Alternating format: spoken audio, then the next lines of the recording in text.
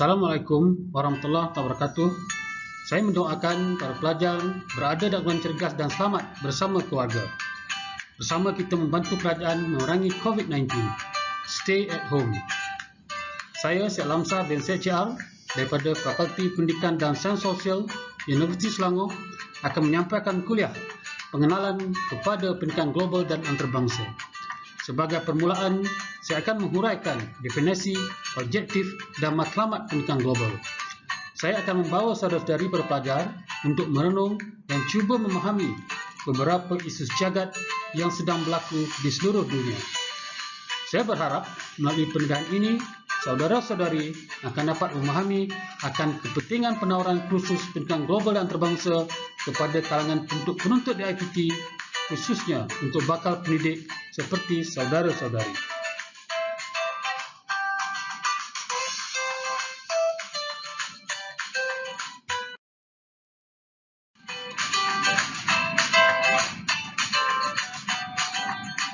Pendidikan global secara definisinya bermaksud satu usaha untuk membantu individu melihat sistem dunia sebagai satu dan menyadari bahawa dia adalah peserta kepada sistem yang satu tersebut.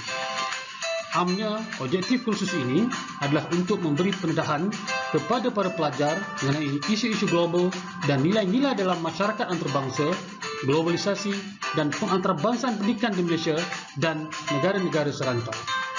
Adalah diharapkan selepas kuliah ini, para pelajar akan dapat mengupas peristiwa-peristiwa global dan mengaitkannya kepada nilai-nilai masyarakat sejagat, merangka strategi untuk menerima impak globalisasi dan berupaya membuat perbandingan sistem pendidikan di negara-negara serantau bagi tujuan pengukuhan jati diri dan kenegaraan.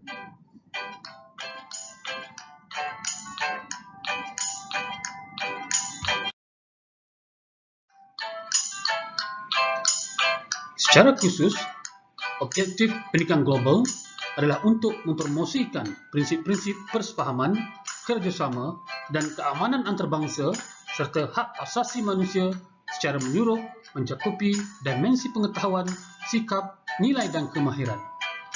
Sebagai contoh, daripada dimensi pengetahuan, mahasiswa mempunyai kefahaman tentang hak dan tanggungjawab sebagai warga negara sebuah negara dan komuniti global. Manakala daripada dimensi nilai dan sikap, mahasiswa menghargai keindahan alam sekitar dan menyumbang kepada keamanan dan keadilan sejagat. Dan daripada dimensi kemahiran, mahasiswa berupaya untuk berfikir secara kreatif dan kritikal serta menghadapi masalah global untuk menyelesaikannya. Matlamat akhir kursus ini adalah untuk membangunkan keupayaan mahasiswa IPT sebagai unit terkecil dalam masyarakat agar dapat berperanan secara berkesan sebagai warga negara di peringkat nasional dan global.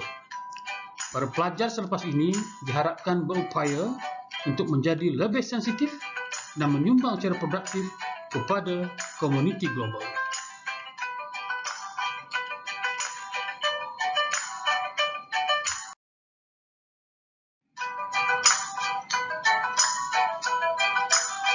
Ketahuilah, dunia kini semakin terancam. Ketika ini, dunia dikejutkan dengan wabak COVID-19 yang diisytiharkan sebagai pandemik oleh Pertubuhan Kesihatan Sedunia. Virus bersifat pembunuh yang dikatakan bermula di negara China telah merebak dengan cepat ke seluruh dunia. Penularan virus yang masih tiada vaksin ini memberi impak besar kepada kehidupan masyarakat dan ekonomi dunia. Aktiviti harian terhenti dan masyarakat hidup dalam ketakutan. Secara tidak langsung, kesukaran hidup yang sebegini memberi kesedaran kepada negara-negara dunia untuk saling bekerjasama bagi mengekalkan kesejahteraan dan keselamatan sejagat. Masyarakat telah mula memaparkan sikap lebih bertanggungjawab untuk menjaga kebersihan dan keselamatan antara satu sama lain kerana kesedaran masing-masing berpotensi untuk menyumbang secara positif atau negatif kepada orang-orang di sekeliling.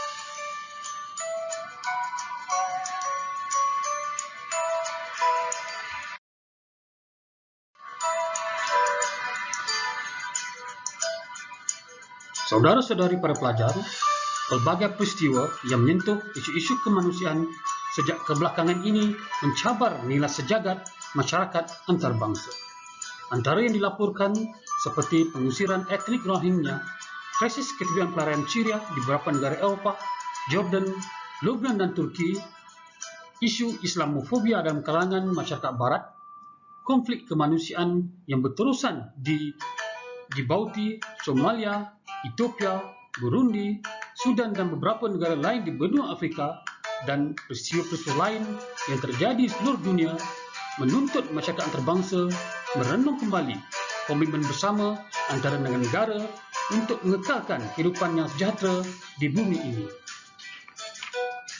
Di peringkat global, Pertubuhan Bangsa-Bangsa Bersatu melalui beberapa agensi di bawahnya seperti UNESCO dan UNHCR telah melakukan berbagai usaha mencakupi aspek keselamatan, ekonomi, sosial, kesihatan, makanan, pelarian, pendidikan dan sebagainya. Namun, segala usaha yang dilakukan seakan-akan masih tidak mencukupi. Pernahkah saudara-saudari bertanya, apakah sumbangan saudara-saudari terhadap permasalahan global ini? Jangan sesekali saudara-saudari berbisik sekalipun. Itu bukan tanggungjawab kami.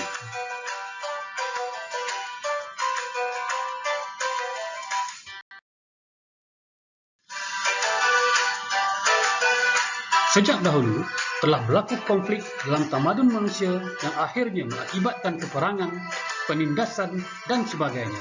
Kini, konflik antara negara-negara semakin kompleks dan dasar yang diperjuangkan begitu subjektif.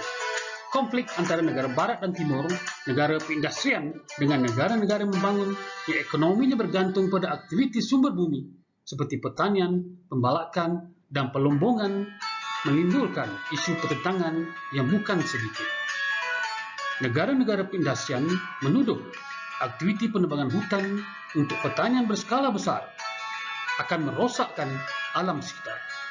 Sebaliknya, negara-negara membangun berpendapat aktiviti perkilangan di negara maju adalah penyebab utama kepada pencemaran alam dan pemanasan suhu global.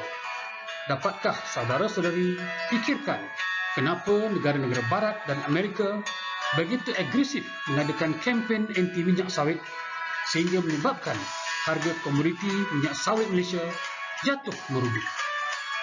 Inilah konflik yang perlu dihadapi oleh masyarakat dunia untuk memilih antara kepentingan ekonomi dan hasrat mengekalkan alam sekitar yang mampan.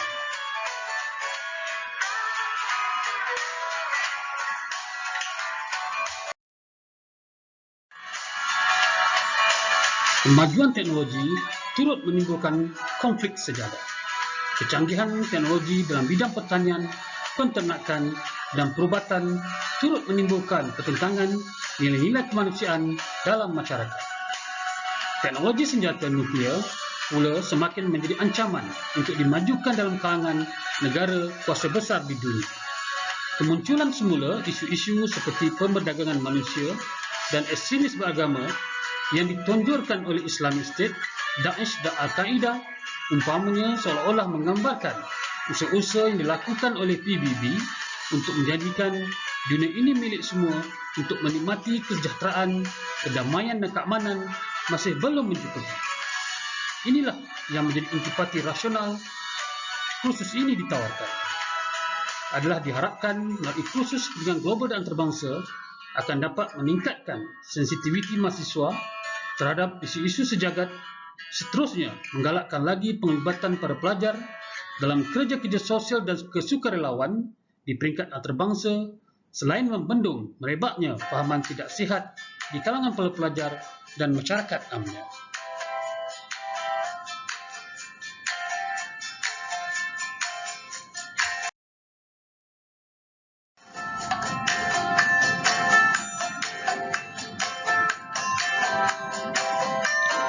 Amnya, risiko global dapat diklasifikasikan kepada 6 kategori, iaitu risiko politik, ekonomi dan kewangan, teknologi, alam semula jadi, dan kemasyarakatan.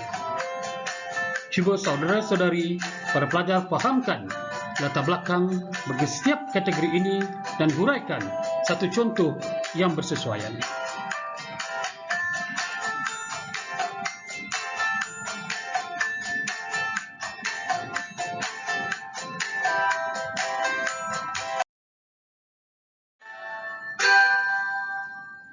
Saya rumuskan semula di sini, pengajaran pendidikan global bertujuan untuk membangunkan para pelajar agar mereka dapat, pertama, memahami daripada pelbagai perspektif dan menunjukkan pengetahuan pemahaman tentang budaya yang berbeza.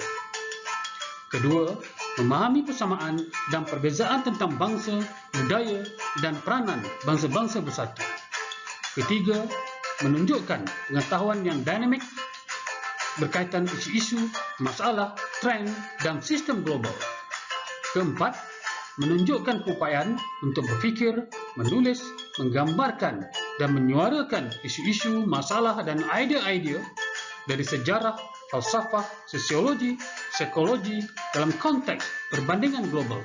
Dan akhirnya, yang kelima, membangunkan dan menunjukkan kebolehan membuat keputusan dan mengaplikasi ilmu pengetahuan pendidikan global untuk menyelesaikan masalah masyarakat global.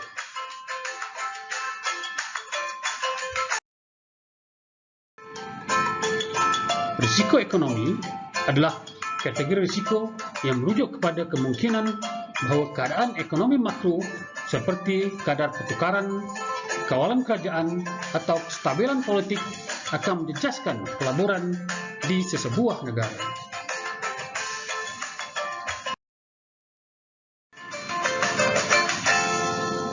Risiko geopolitik adalah kategori risiko yang merujuk kepada situasi apabila pulangan pelaburan yang mungkin mengalami kerugian akibat daripada ketidakstabilan dalam negara yang berpunca daripada perubahan dalam kerajaan, badan-badan perundangan, pengubah dasar atau kawalan tentera. Kemunculan kumpulan-kumpulan yang dianggap sebagai pengganas seperti Islamic State dan Al-Qaeda yang telah menyebabkan ketidakstabilan keselamatan di beberapa negara di Syria, Turki, Iraq dan beberapa negara di Timur Tengah dan Afrika merupakan antara contoh risiko geopolitik.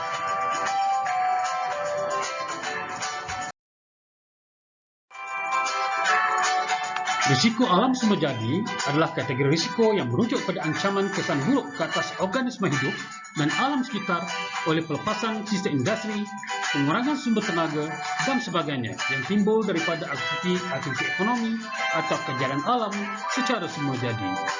Aktiviti pertubuhan NGO Greenpeace menentang perburuan ikan paus, penentangan terhadap penerokan hutan di Afrika, menghalang aktiviti cari gali minyak di Arktik dan sebagainya merupakan antara contoh yang dapat dikaitkan kepada risiko alam semula jadi.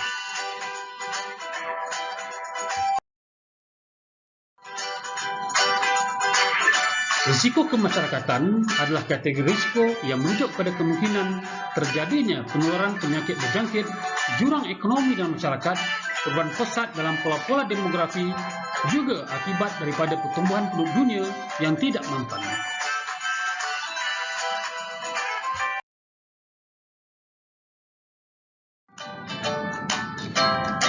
Mengakhiri kuliah kali ini, saya berharap para pelajar telah dapat menyadari bahawa sesuatu yang terjadi di rantau berbeza akan ada kaitan dan beri impak pada wilayah yang lain pula.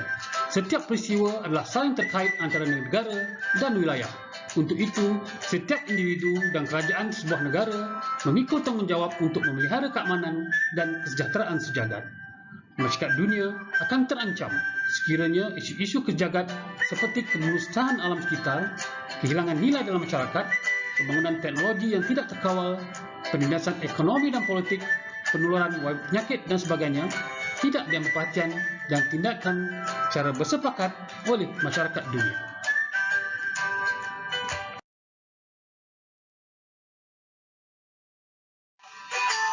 Semoga kita akan bertemu lagi. Kekal fokus untuk cergas dan cemerlang.